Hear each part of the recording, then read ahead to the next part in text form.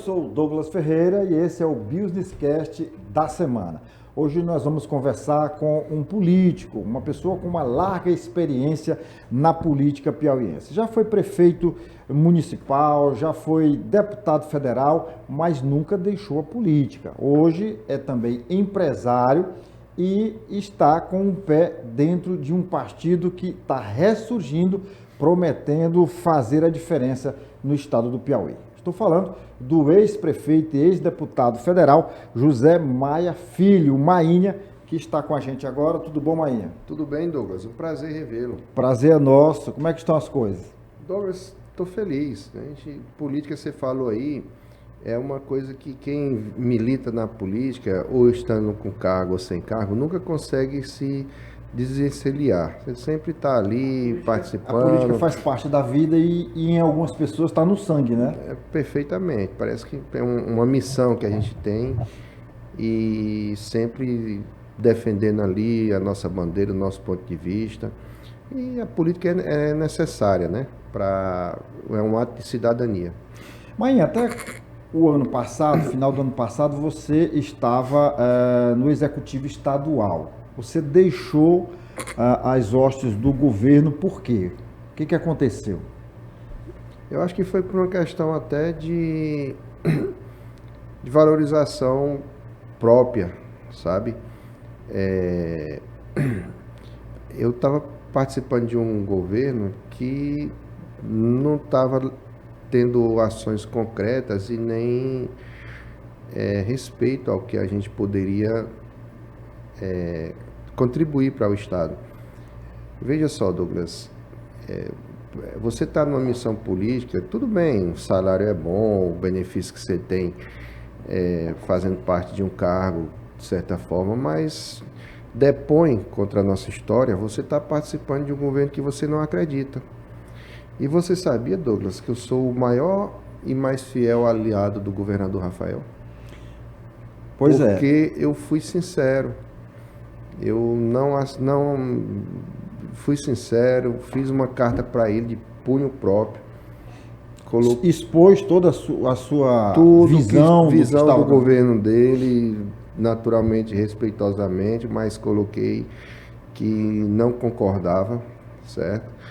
Disse a ele que não ia utilizar aquela carta como um instrumento de política, não ia divulgar, mas que pedia a exoneração e expunha os motivos. Não houve assim, o que a gente vê muito em política, o que é natural. O partido A, ou fulano de tal, cicrano, vai romper com o governo porque ele queria uma vaga de vice, ele queria uma secretaria, ele queria alguma coisa e tudo, se contrariou e rompeu, né?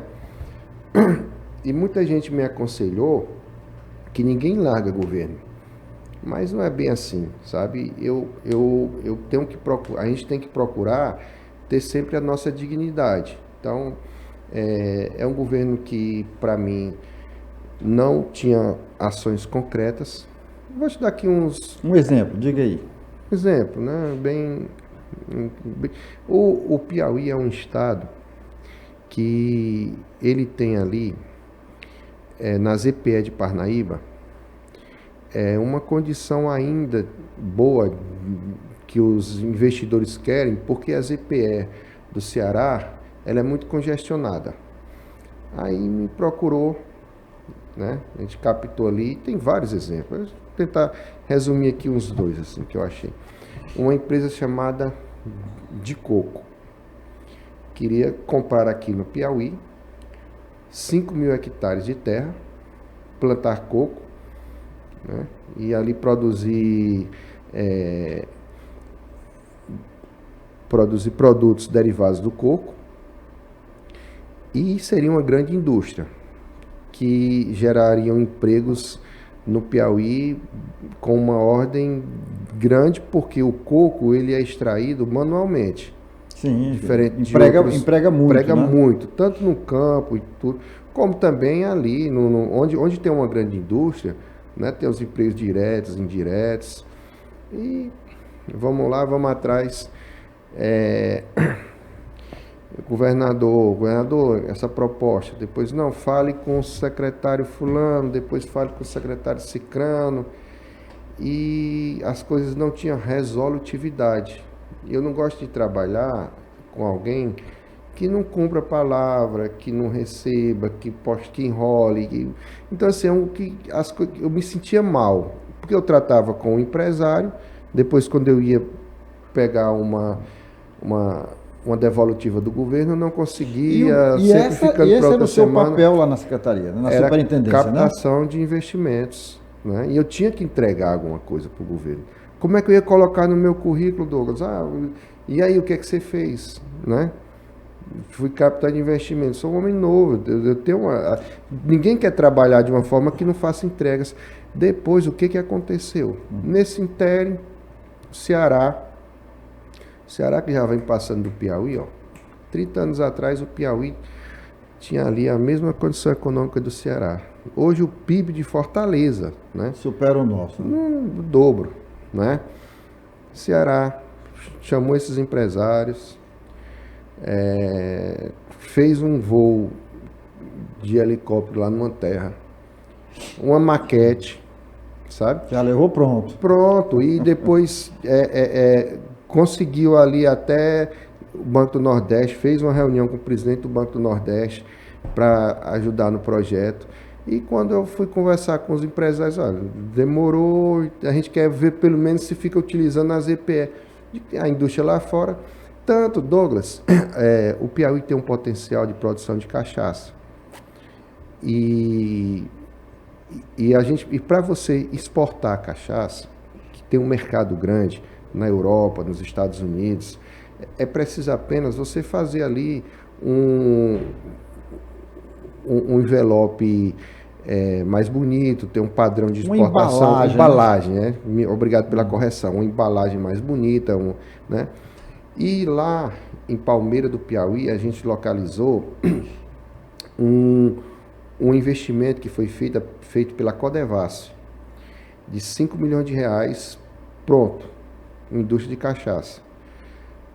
Tivemos lá, conversamos com o presidente de cooperativas que se dispuseram a produzir para essa indústria. Conversamos com investidores de Brasília. Conversamos com o Sebrae, o Sebrae foi muito diligente, inclusive, né? Fez um estudo para a gente, mostrando do mercado, mostrando que o Pernambuco exporta, que Minas exporta muito, a Paraíba exporta, e o Piauí tem um produto... A Paraíba tem, inclusive, um roteiro turístico só de engenho, só de indústria de cachaça. O tanto que isso ia gerar de investimento lá para Palmeira, para o Piauí. E fomos na Codevasf, a Codevasf aceitou de fazer ali uma concessão para os investidores. O Banco do Nordeste ficou com os olhos brilhando também com esse projeto. Mas quando a gente procura o governo para poder tratar do assunto, o governo não dá uma resposta. Não quero fulanizar, mas colocaram essa área lá na Invest Piauí. Não podemos tratar desse assunto agora, que a gente está organizando uma viagem para o governador, para Estônia. Vamos abrir um escritório na Estônia e aí a prioridade do governador agora é essa. Eu digo, rapaz, mas não o governador já vai viajar daqui a uma semana, né? A gente está organizando. Depois, daí, o que é que eles queriam tratar? De coisas que, francamente, Douglas, não existe, meu irmão. O quê? Hidrogênio verde é um projeto para o futuro, tudo bem. Mas a gente tem que priorizar o que há de concreto, as coisas que estão chegando, sabe?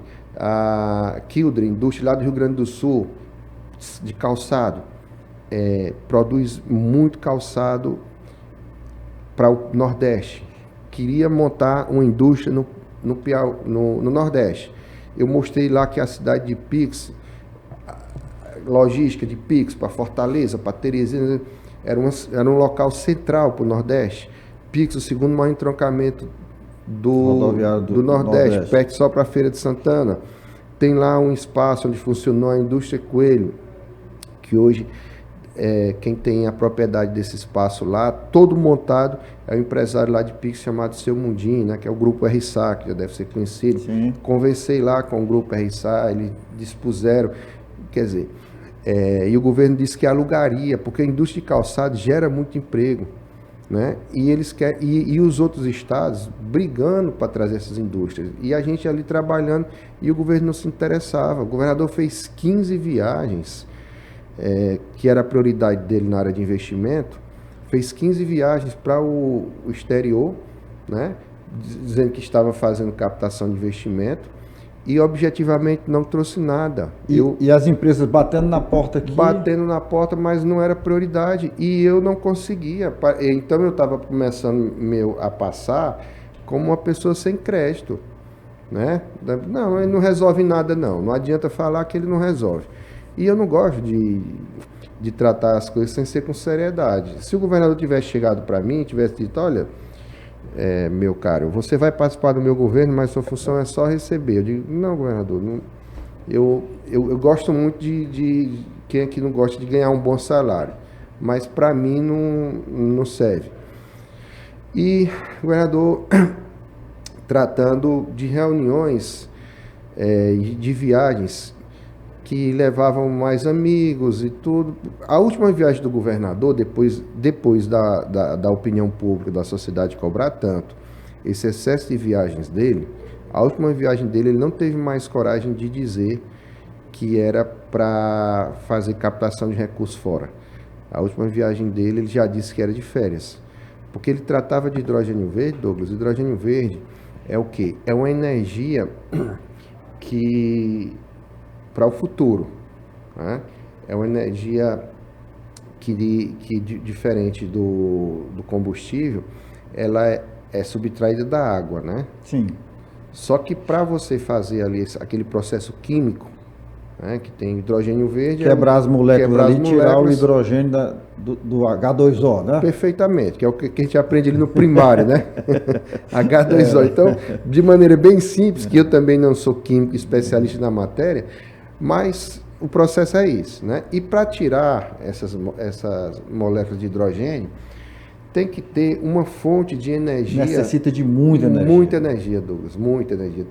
Então, lá em Parnaíba... E esse parque eólico, esse parque de energia solar, isso não está à altura, não corresponde, não é suficiente? Não existe...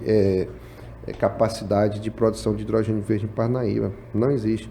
Então, se você for perceber, todos os anos eles anunciam, foi autorizado não sei quantos bilhões, o mercado comum europeu está autorizando não sei quantos bilhões, e nada existe. E outra coisa, o hidrogênio verde ainda não é utilizado na indústria brasileira.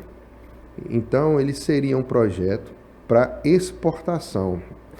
E exportar por onde? O projeto é bonito na teoria. E exportar pelo onde? Pelo porto lá de Luiz Correia. Mas nós não temos porto, deputado? Em dezembro de 2023... Desculpa a provocação. Em dezembro de 2023, foi feita uma festa lá. Eu não fui passar esse vexame, com a banda famosa nacional, para inauguração do porto. O governador ainda insiste em dizer que foi feita alguma coisa lá que possa, pelo menos, ter alguma atividade comercial.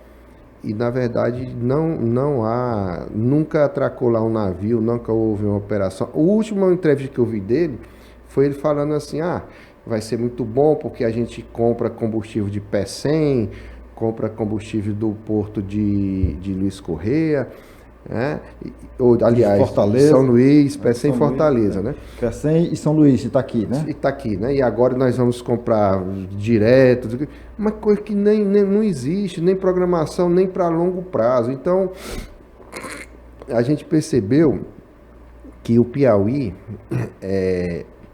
o que é que fez o governo Rafael?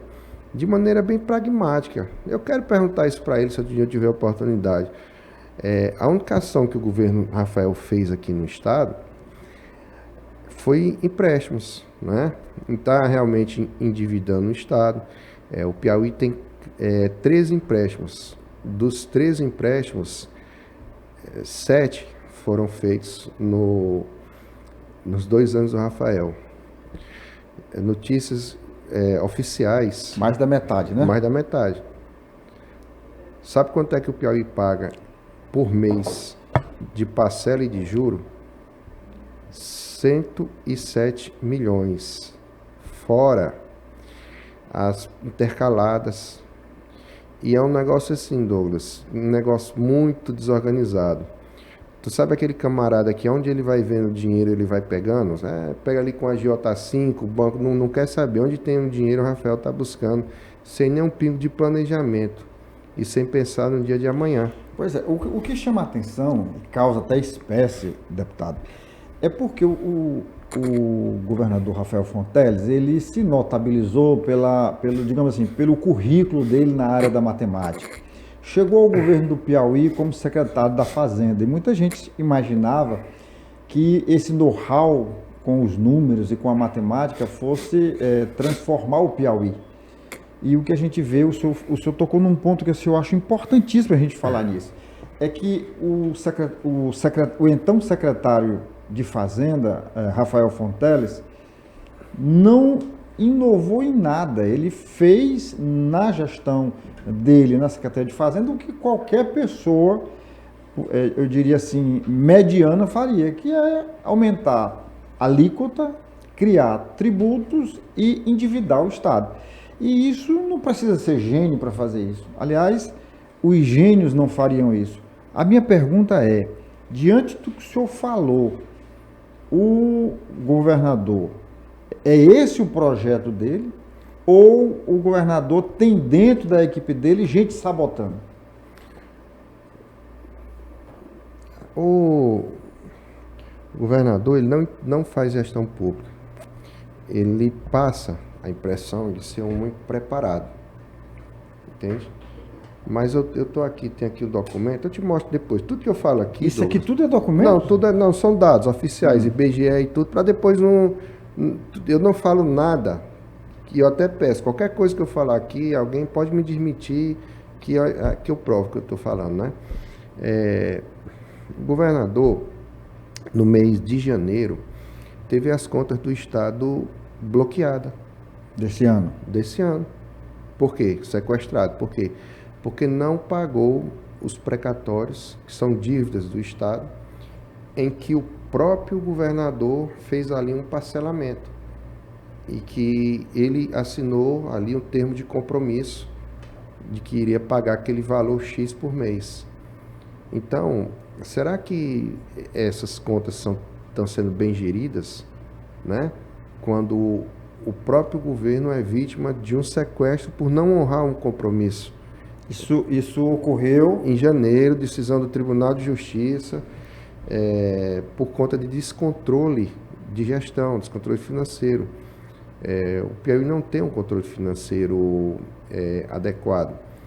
O próprio Rafael, ele é assim um pouco prodígio em relação de tratar com dinheiro, né? Ele tem uma empresa, se você for ali na informação, ele deve mais de 100 milhões de impostos e tributos, pessoa física, quer dizer, pessoa jurídica, né? Mas que é a empresa dele. Quer dizer que se um homem que tem é um gênio da matemática e tudo, o camarada que o que é dele, ele não paga imposto, e com um agravante, é um secretário de Fazenda. Então isso já vinha ocorrendo desde essa época? Essa dívida sempre, a dívida desde sempre, então. Não, desde assim, descontrole de gestão.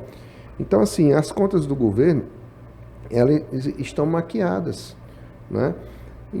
O governo do Piauí, eu desconfio, agora isso eu não posso provar, mas eu desconfio que esses empréstimos, né, eles estão acabando, que são para investimento, eles estão entrando no custeio do Estado e não é bom. Aí quem é que vai sofrer com essa situação? A população. Por quê? Porque como não há uma gestão o tamanho do estado é grande, né? Você tem uma ideia, salvo engano, Minas Gerais, que tem ali 5 vezes mais a população do que o Piauí, né? Minas que tem ali mais de 400 municípios. Muito mais, tem. A última vez que eu fiz uma reportagem sobre isso, eram 715. Sim. Né? Muitos. E depois disso ainda teve mais divisão, viu? Pois é. Então a complexidade, você concorda? A complexidade para se gerir Minas é bem maior do que o Piauí, né? Lá tem 14 secretarias. O Piauí, entre secretarias, ele cria lá um direito que tem estácio de secretarias, tem 43. Então, é um estado pesado para a gente manter. Aí, o que é a consequência disso? Como é que é a solução? Empréstimo e cobrar da população. Aumentando taxas, aumentando taxas, tributos. Não, agora mesmo, 1º de abril. Queria que essa história nem fosse verdade. Da data 1º de abril. O governador aprovou ali, assim, dia 23 de dezembro, véspera de Natal ali, né, numa sessão online, sem dar muito destaque para a imprensa, um aumento do imposto do Piauí, do ICMS, que já era caro, passou de 22,5% para 23,5%, perdendo só para São Luís por meio ponto. Então, aumentando a conta para a gente pagar. Aí muita gente, mas aí é imposto, é coisa de empresário. Quem mais sofre com o aumento de imposto é a população. É o cidadão. O cidadão. Aí eu estava vendo lá da Associação dos Medicamentos, vão aumentar ali, me parece que uma média de 7% no preço do medicamento. Isso vai incidir no combustível, na energia elétrica. Então, como essa má gestão em estado muito grande, tem um século de pessoas que são beneficiadas, gente que ganha, inclusive, até sem trabalhar. Então, essa conta é cara para o piauiense. É cara. E o que é que isso consequencia? É que o estado do Piauí fica sendo sempre o estado da rabeira, o mais pobre do Brasil, o que mais gente passa fome, o que a média salarial é menor. Você vê essas empresas que vêm para cá, essas empresas que fazem ali aquele trabalho por telefone, né? O telemarketing, elas vêm para o Piauí. Ótimo que venham. Mas por que elas vêm para o Piauí? É porque o fato delas virem é bom, mas o motivo é ruim. O motivo que vem para o Piauí é porque aqui no Piauí eles conseguem contratar mão de obra mais barata, por conta do desemprego que tem aqui, da necessidade. E o piauiense vive nessa realidade e não acorda. Então, é esse o debate, Douglas, que a gente precisa ter com o governador. Vamos tratar as coisas com seriedade. Está aqui, ó. Estou bem aqui. Eu vou pegando aqui para te dizer. Ó. Vamos lá. O Piauí tem a maior força de trabalho desperdiçada do país. O que é força de trabalho desperdiçada? É gente que está apta a trabalhar, que é formado, que se qualificou e que está procurando emprego, porque é que eles não consideram quem recebe Bolsa Família. Eles não entram no índice de desemprego. E para ter o Bolsa Família, o primeiro critério é estar desempregado. Né? Mas você vê, do país, do Brasil, né? Isso aqui é dados do PNAD e do IBGE. Né? Do IBGE, exatamente. E, além disso, também tem a menor taxa salarial, certo? Então, essa é a situação do Piauí, né? A fome, 30% dos piauienses vivem em segurança alimentar. Insegurança alimentar é talvez um eufemismo, mas é gente, Douglas, que chega em casa à noite e não tem nada para comer e a conta lá da mercearia está em aberto e vê um filho passando fome. Como é que o Piauí está bem, Douglas? O estado que está na ribeira de tudo. Aí se você for ver, isso aqui é um dado, por exemplo, isso aqui é um dado que não são dados que o Piauí é destaque. Mas a gente tem que mostrar essas coisas no Piauí. Porque geralmente aqui a imprensa no Piauí parece que a população se preocupa mais com o bem-estar da classe política. Ah, será que o fulano de tal vai pegar uma secretaria? É isso que a discussão do Piauí. Mas aqui não está se discutindo, né? Por exemplo, é o déficit de delegados que tem no Piauí. O Piauí precisa fazer pelo menos 150 concursos para 150 delegados. Esse é o déficit, né? É o déficit, e esse levantamento aqui é da ADEPOL, né, que é a Associação dos Policiais Civis Brasileiros. É uma informação nacional. Talvez esteja aí, deputado, exatamente a resposta para a situação da violência, da criminalidade hoje no Estado. Porque não se faz segurança só com a boa vontade dos policiais, né? Não se faz. Inclusive teve um caso lá em Jaicós, que foi um caso assim que chamou a atenção, porque foi um caso hilário, né? Chegou um policial na delegacia e o delegado não estava lá. Como é que pode? Delegacia não pode fechar. É igual hospital. Mas, igual a Rádio Pioneiro. Não fecha nunca. Fecha nunca, pois é. Só que a delegacia fechou. Aí, cadê a delegacia? Está fechada. Aí eu conversei com o presidente da Associação dos Policiais Civis, ele me contando que tem cidades que um delegado é para cobrir 10 cidades da região. Além de faltar recursos para custeio, para combustível. Essa é a verdade. Essa é a verdade. O policial militar, quem ganha o pior salário de policial militar do Brasil? É o Piauí? Piauí. Olha, a gente não pode deixar de fazer o seguinte comentário. Hoje, a situação da segurança pública no estado do Piauí, ela é assombrosa, ela é alarmante. E a gente fica tentando entender por que isso acontece. É essa mentalidade, deputado, essa mentalidade que ela se praticava, esse tipo de política da segurança pública, há 40 anos. Mas há 40 anos não havia as facções criminosas, não havia o narcotráfico, não havia a interiorização do crime organizado. Então hoje, na menor cidade, na sua cidade de Itainópolis, na minha cidade de Angical, tem traficante de droga. Minha cidade é uma cidade pequena, sei lá, 5, 6 mil habitantes, mas tem grupos criminosos vendendo droga. Então essa realidade de hoje não dá mais para se fazer com um delegado que passa lá uma vez por semana. Tem que ter um delegado ali, diariamente, no dia e na noite, como o senhor disse. Delegacia não pode andar fechada. Foi-se o tempo disso. E se o governo não atentar para isso, pode investir o dinheiro que ele quiser em segurança, que não vai dar resultado. Prossiga. Douglas, eu me lembro que Águas Lindas, lá perto de Brasília, né? No Goiás, né? Goiás, né?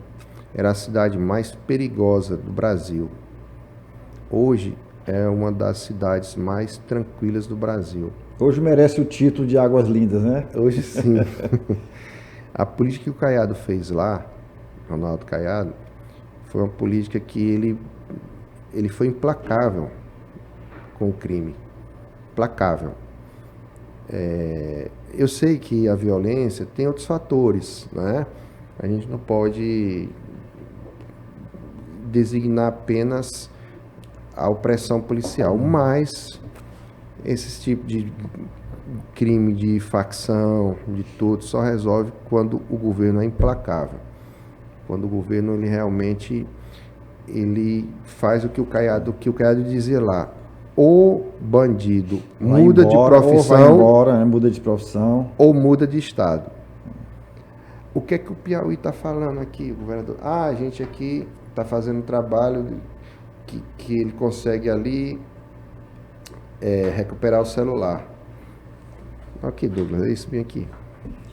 Teresina é a segunda cidade com a maior taxa de furto e roubo de celulares no país, aponta o Anuário de Segurança Pública. A Secretaria diz que o programa de recuperação reduziu subnotificações.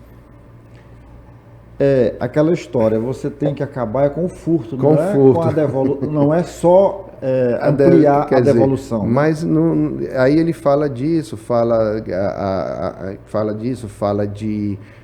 daquele pessoal que faz aquele negócio de moto, não sei o quê. É do grau. Do grau, né? E o que a gente tem notícias, às vezes uma operação da Polícia Civil prende alguém que supostamente estaria lavando dinheiro na iniciativa privada, até na política. Se está tendo lavagem de dinheiro, é porque está tendo dinheiro no Piauí que está entrando através de facções e está tomando de conta. Essa é a realidade. E o Estado tem que tomar uma decisão sobre isso. Mas o que ele faz? Ele faz ali um controle na comunicação e teve lá em Pix, né, chamado para um Dialoga Piauí, que para mim foi um movimento de autopromoção do governador. As pessoas chegam lá, só perguntava coisas para agradar o governador, né? Ninguém chegava para o governador e dizia: governador, e a água lá de Tainópolis, que não é potável? E Jaicós, que também não tem água potável? Pio Nono, que falta água? Que é um problema que quando eu vejo assim, o governador falando em tecnologia, eu digo: caramba, tem que ter tecnologia. Mas pelo menos uma coisa que é básica, que é água, que a gente não tem que... Água é vida, água é saúde, tem que né? tratar disso. Água é saúde. Então, para você ter uma ideia, você sabia, que está aqui, é um dado também do IBGE, você sabe quais são os 10 municípios do Brasil que tem o pior saneamento público? 10 do Brasil, esses 10 municípios estão no Nordeste. E quantos no Piauí? 9. Caramba. Deputado, nós precisamos avançar um pouquinho. Eu queria falar também o senhor sobre política, quero falar sobre o PL, o Partido Liberal, que o senhor está praticamente com o pé dentro do partido, vai assinar essa nominata, essa ficha partidária. Mas eu queria saber do senhor, antes de passar para esse novo tema, só para encerrar, qual foi a gota d'água da sua saída do governo? Não foi uma situação em si. Foi um conjunto de Foi um conjunto de situações que eu já vinha aqui eu não dá, e também a política nacional, né, muita frustração com o governo federal, que nada faz pelo Piauí, a ausência de políticos de quererem ficar contra o governo. Piauí, não dá para entender. Assim, eu inclusive entendo, eu já fiz uma análise, né? Para o presidente Lula e para o PT, é muito cômodo a situação do Piauí, do Maranhão. Eles não investem, não se preocupam, porque eles entendem aqui como curral eleitoral. Como as pessoas do Piauí têm ali uma identidade pela história do presidente Lula, que também é nordestino, aqui do Pernambuco, e que tem uma história de vida parecida com a maioria dos nordestinos, eles entendem que o Lula é um presidente que ajuda a pobreza. E o que é que o presidente pensa com isso? Então tá bom, porque eles estão entendendo que eu estou ajudando a pobreza, então não tenho interesse de investir lá. Você pode pegar o que o Lula fez em Mauá, em Araraquara, São Paulo, né? São Paulo, que são cidades governadas pelo PT, que tem o índice de desenvolvimento econômico bem maior do que Maranhão, do que Piauí. Ele mandava investimentos para lá diferente do que ele manda para cá. Aqui não tem uma ação do governo federal para dizer uma marca. Não tem. Você vê, o Nordeste, o presidente Lula foi 2 vezes presidente, a Dilma foi ali praticamente 2 mandatos, depois foi interrompida. E Teresina era a única capital do Nordeste que não tinha as entradas duplicadas. Isso é verdade. O Nordeste praticamente todo hoje já está. E o Piauí começou com recurso do governo federal no governo de Bolsonaro. Até nessa questão de assistência social, o governo de Bolsonaro foi melhor para o Piauí e para o Nordeste do que o governo de Lula. Então, aquela política do nós contra eles, até princípios também de direita que eu fui me identificando, foi uma soma de fatores. Você vê, Lula tem a maneira de colocar ali o empresário contra o funcionário, mas não dá para um existir sem o outro, né? Primeiro no mundo, primeiro se abriu as empresas, né, que se desenvolveu, e depois começou a necessidade de ter os funcionários. Então, se o Piauí tivesse uns 500 João Claudinos, né, tivesse tido, aqui era uma São Paulo, que tanta quantidade de emprego que gera e tudo. Então, essa política dele não é condizente com o que a gente pensa, questão de valores, né? Eu fiquei extremamente assim. Depois eu comecei a pensar, sabe? Porque eu era indignado com a morte daquela vereadora Marielle. Porque foi uma morte cruel, covarde, né? Perverso, uma mulher. Mas o que foi que se passou 3 anos falando? Quem mandou matar Marielle? Aí vinha lá o Boulos, o próprio Lula, a Gleice Hoffmann, jornalistas como Reinaldo Azevedo, tudo com ilações, que era coisa de milícia, que era amando de Bolsonaro ou de pessoas ligadas a Bolsonaro. Passou-se 3 anos falando nisso. A própria irmã dela ganhou um ministério por conta do nome dela, que foi muito usado. Depois, acabou que através de uma delação premiada, se descobriu quem foi o algoz dela, né? Foi um Frazão, que era lá conselheiro do Tribunal de Contas lá do Rio de Janeiro. Frazão foi preso e aí não se pôde mais fazer nenhuma ilação com Bolsonaro. Foi preso ele e o irmão, né? E o Domingos, irmão, né? Domingos Frazão. Perfeito. Não se pôde fazer mais nenhuma ilação, né? Isso. Até porque eles já votaram, inclusive, no PT. Eram aliados, né? São aliados. Né? Acabou a ilação com eles.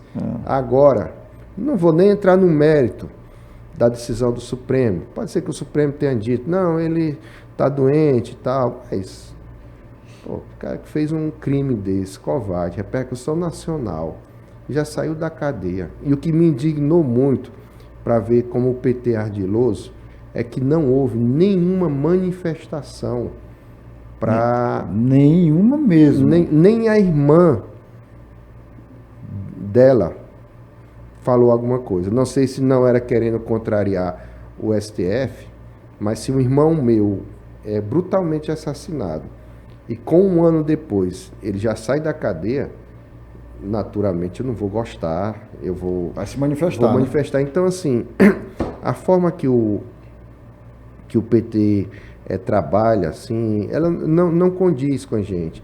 O Rafael, ele quis passar aqui no Piauí, inclusive até queimando ali o ex-governador Wellington Dias, né? Não, agora é diferente, agora eu compro palavra, não sei o quê. Logo ali no começo, Douglas, quem falasse alguma coisa do Wellington Dias, ele achava até ruim. E vestindo de branco, querendo demonstrar que não estava ali ligado ao PT, não sei o quê, mas chega lá na reunião nacional do PT e diz, nós temos que acabar com essa direita, com essa extrema direita, quer dizer, aquele discurso de empreendedor, de não sei o quê aqui, na verdade ali é um personagem. Então, uma série de coisas que a gente vai somando e assim, e tem que ter esse contraponto no Piauí. A gente tem que ajudar as pessoas a parar para pensar. Nós temos lá o que acontece? tem que diminuir a desigualdade regional, isso é um fato. Socialismo, comunismo, não tem regime melhor na teoria, mas já se provou que não deu certo. Não deu mesmo. Não, na teoria é bacana, todo mundo ganha, mas não dá. Aí ali na Alemanha, Douglas, o que aconteceu? Hoje você pode consultar a história de lá, né? Depois que reunificou, o que foi feito? Foi feito um investimento grande na Alemanha Oriental para se diminuir ali as deficiências. As desigualdades. E aqui o São Paulo, Santa Catarina, é a menina dos olhos de Lula. E aqui para o Piauí, para o Maranhão, sabe? Aqui o Nordeste, ou aqui o Ceará, houve um crescimento, porque lá também houve uma visão diferente. Por iniciativa do próprio Ceará, né? E porque colocaram lá na gestão, lá tinha um domínio da família Bezerra. Os coronéis. Os coronéis, e depois foi lá o Tasso Gereissati, que entrou com uma visão empresarial, aí depois veio ali o Ciro Gomes. Essa turma conseguiu alavancar o estado do Ceará. Mas o Nordeste, ele é mal visto, assim, não é mal visto que eu digo, para o presidente Lula, é melhor deixar como está. Porque é mais fácil de dominar, né? As pessoas se sentem vulneráveis, sabe? A pessoa está lá, está com dificuldade, não tem um básico, e o presidente vem ali e diz, eu estou ajudando a pobreza e tal. Então, para ele, isso está perfeito. Só que, na verdade, a gente tem que esclarecer para o piauiense que nem assim. E o povo está começando a abrir os olhos, sabe? Por quê? Por conta da carestia. O presidente Lula diz, mas dólar, quem quer dólar é quem... Se tiver caro, não compre, né? Não compre, não sei o quê. Então, não dá mais. As pessoas estão começando a abrir os olhos. Então, bom, a gente consegue perceber aqui, deputado, que o senhor, embora esteja sem mandato, o senhor continua político. Sim, o senhor claro, continua atuante, sempre. o senhor continua pensando o Piauí. E pensar o Piauí não é só projetar o Piauí para frente, é fazer uma análise, uma retrospectiva, analisar o passado, o presente, para poder projetar o futuro. E o seu futuro político? Douglas, nós vamos fazer parte desse grupo de pessoas que estão se formando para fazer, né, uma mudança. Eu acho que tem que ter realmente alternância de poder. E a gente quer construir uma proposta nova para o Piauí, né? Acabar com essa política do contra-chequismo, porque uns estão ali, tá bem, mas a grande maioria da população não está, né? Diminuir o tamanho do Estado, diminuir secretário, diminuir custo, agora, aumentar o salário de professor, cobrar eficiência. Fácil, né? Tem não que é uma ter, não, é dificílima. Eu tive aqui, sentou aí no seu lugar o presidente do partido, o novo presidente, que é o empresário Tiago Junqueira, e ele disse aqui que está com uma proposta, com o aval do presidente do partido, do presidente Bolsonaro, de fazer um partido diferente. Agora, não é fácil. Como fazer? Primeiro, há uma visão, né, de que o voto, que cada pessoa tem seu voto e é consciente, do Piauí tem um donos, e não tem. A gente tem que começar partindo dessa premissa que o cidadão tem a liberdade de escolher aquilo que puder ser melhor para você, né? Então, esses dados... Foi-se o tempo do voto de cabresto? Não, assim, existe ainda, claro, naturalmente os votos de liderança, porque, veja só, é muito natural, né? Um deputado federal, ele tem ali um orçamento, que são as emendas, que hoje, inclusive, são impositivas, e ainda bem que tem essas emendas que são impositivas, porque o único recurso federal que entra no Piauí, de fato, são os recursos provenientes das emendas, né?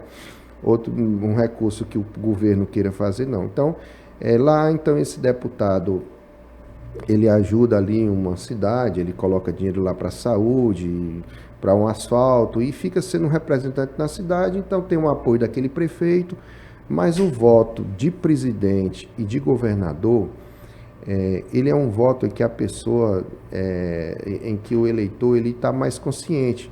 Não, tem que votar num camarada que vai trazer resultado para cá, que vai... Você quer que 8 bilhões que nós estamos devendo aqui no Estado, que nós é que vamos ter que pagar essas contas, os empresários que vão ter que pagar, né? Aí como é que vai ser? Vamos aumentar as taxas do Detran, vamos aumentar o ICMS, o povo é que paga.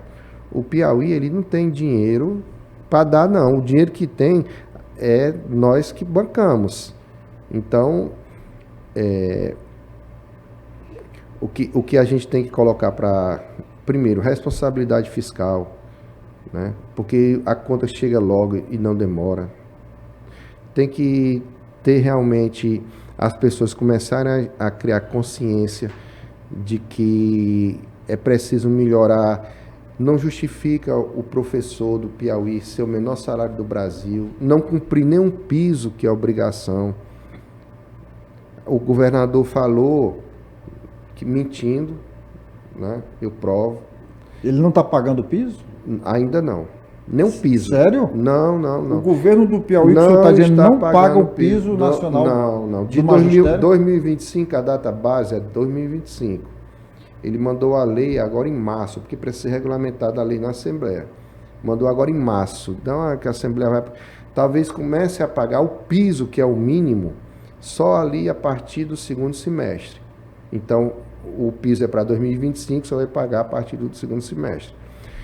E muitos estados, que essa conta não fecha, Douglas, porque é o Fundeb, e o Fundeb é por aluno.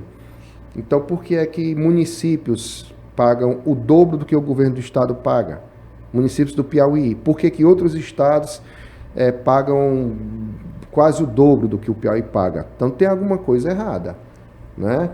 E aí, para você cobrar eficiência do professor, para você cobrar uma política de... Vamos ter a questão de eficiência e tudo, você tem que ter os seus colaboradores, né?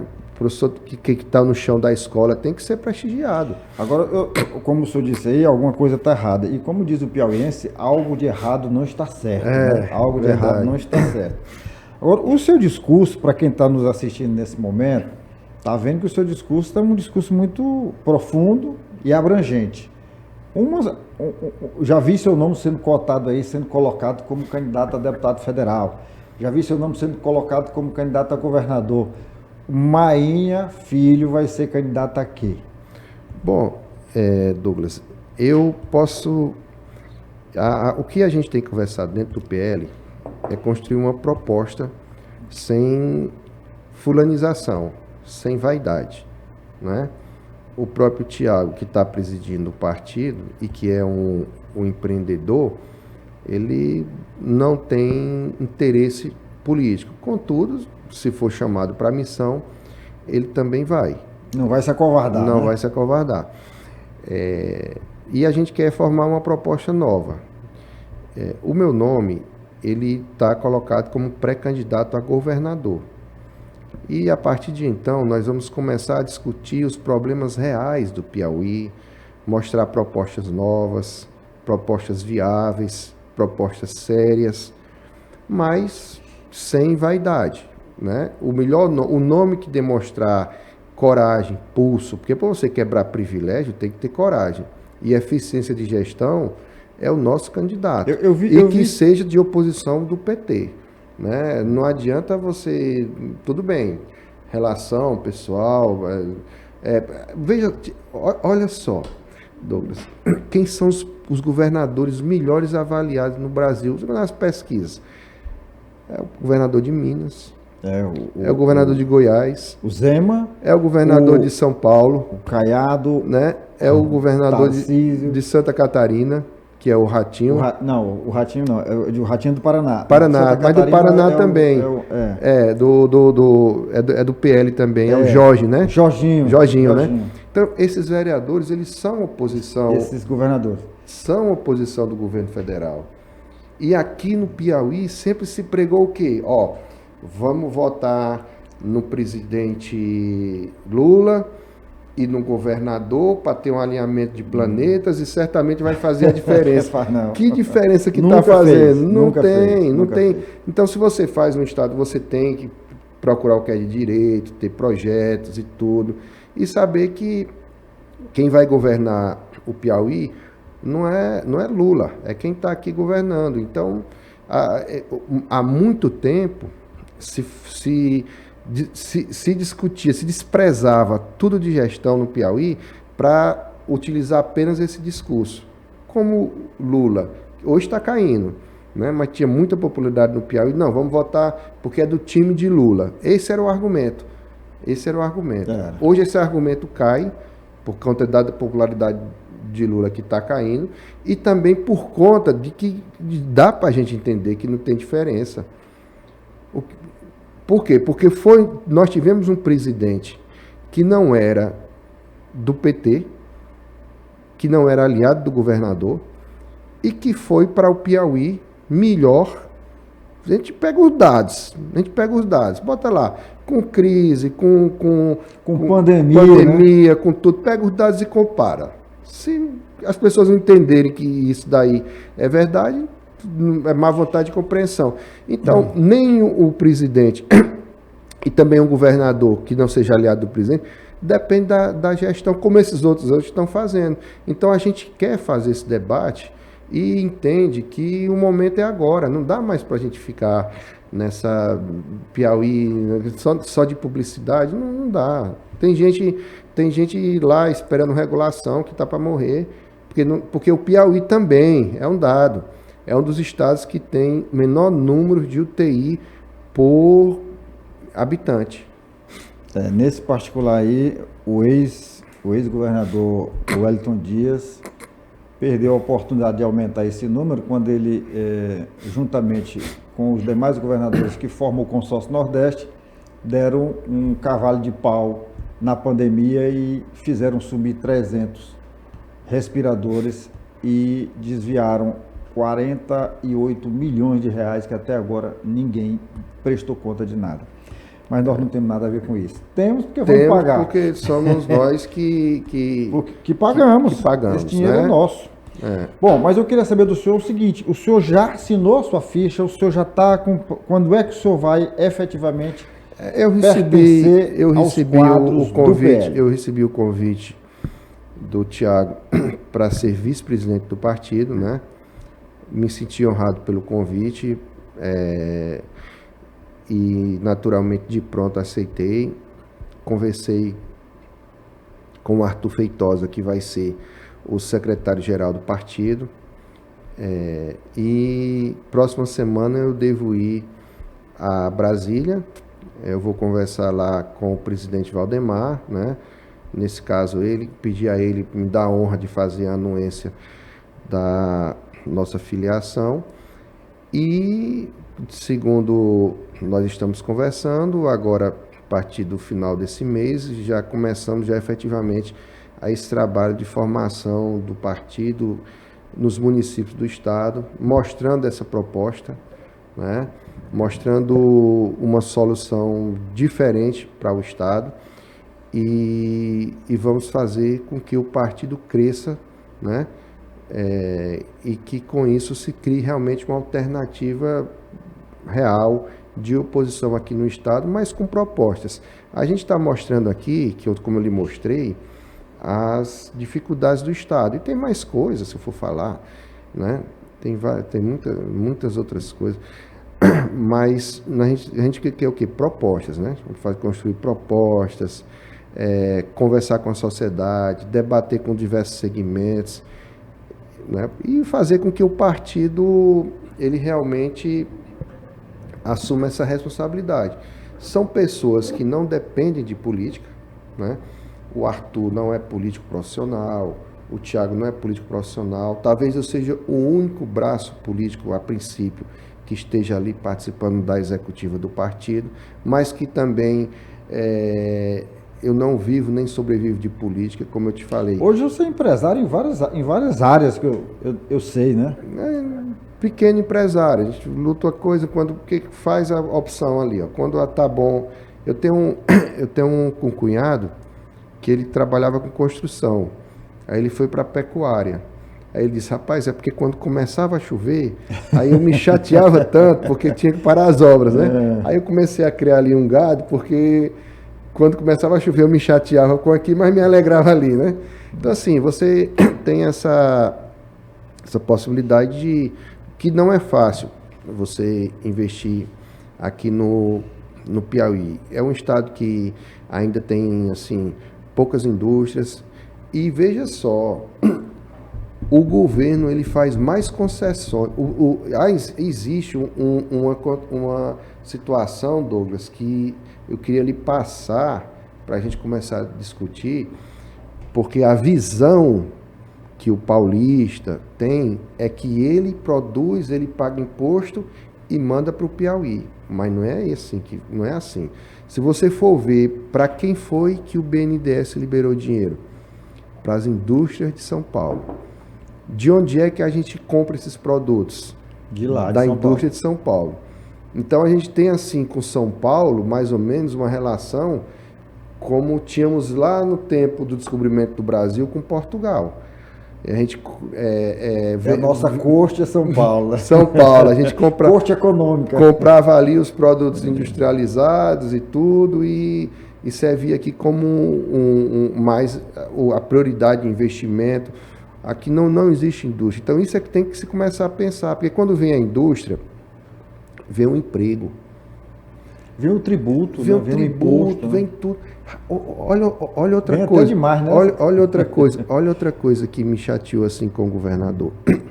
Como eu me senti ocioso, cheguei para uma pessoa, não quero aqui colocar o nome para não indispor, é um cara que está no governo e eu tenho muito respeito por ele, né?